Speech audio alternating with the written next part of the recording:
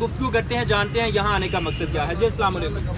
وعلیکم السلام. میڈم یہاں آنے کا آپ کا مقصد کیا ہے؟ ہمارا یہاں آنے کا مقصد یہ ہے کہ ہمارا جو خان ہے نا وہ سچا اور پکا لیڈر ہے.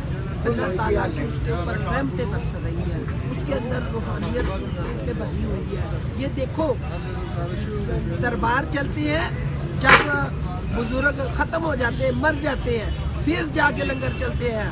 دیکھو ہمارے مرشد کا زندہ پیر خان, تیرا لنگر جاری رہے گا, جاری و ساری رہے گا.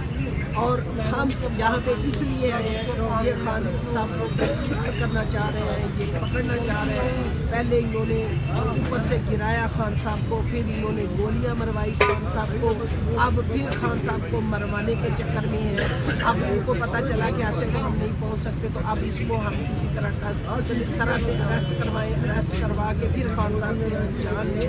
اے ظالمو, وہ تمہارا بگاڑ کے آ رہا ہے, وہ قوم اور ملک کی بات کر رہا ہے. وہ ایک محنتی اور سچا لیڈر ہے. چھوڑ دو اس کا پیچھا, چھوڑ دو, اس کو کرنے دو کام. اب تک ہمارے ملک کا قرضہ بھی اتر جانا تھا, اور یہ سارے کام جو ہے نا انہوں نے لنگر کھانے بند کروا دیے.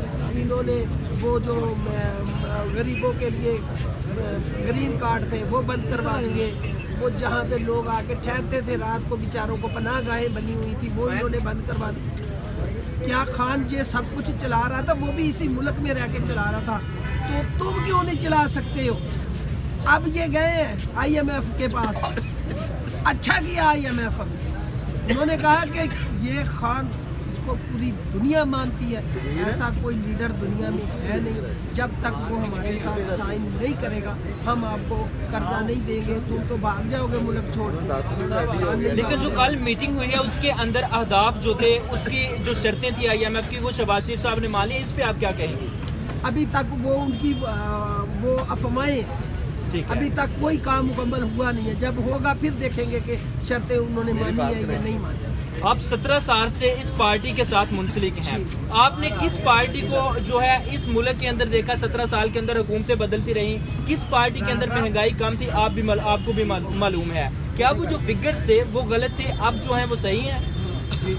بھائی مہنگائی انہوں نے اتنی زیادہ مہنگائی کی ہے کہ غریب لوگ بیچارے جو ہیں وہ آٹا لینے جاتے ہیں تو اپنی جانیں وہاں پہ دے دیتے ہیں. وہ آٹا لینے جاتے, کسی کے بازو ٹوٹ جاتا ہے, کسی کی ٹانگ ٹوٹ جاتی ہے. بیچارے لوگوں کو انہوں نے کھانے روٹی کے لیے ہی بدلا کے رکھ دیا ہے کہ یہ روٹی سے باہر ہی نہ آئے, یہ آواز ہی نہ اٹھائیں, یہ کوئی بات ہی نہ کر سکے ہمارے خلاف. اور ظالموں, لوگوں غریبوں کے منہ سے کھانا تو نہ چھینو, کھانا تو 2 ٹائم کا ان کو دے دو. اور تم نے کیا دینا ہے ہمارے ملک کو؟ کوئی شک نہیں اس ملک کے اندر مہنگائی ہے, سب کچھ حالات برے ہیں, اس حکومت نے کچھ نہیں کیا.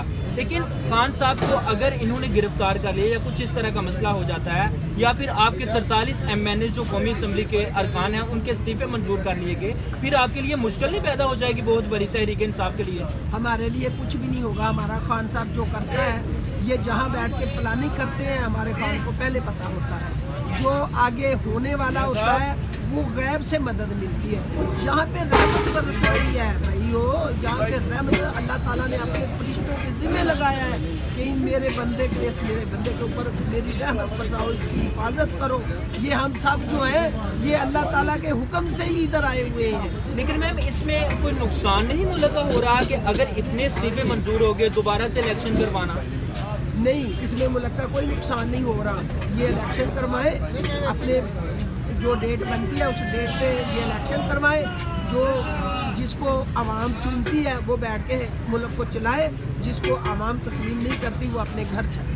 تو آپ کیا چاہتے ہیں کہ جنرل الیکشن ہوں یا صوبائی الیکشن؟ آپ نہیں, ہم چاہتے ہیں کہ پورے ملک کے جو الیکشن ہے وہ ہونے چاہیے. ہمیں وہ الیکشن نہیں چاہیے. آج پہلے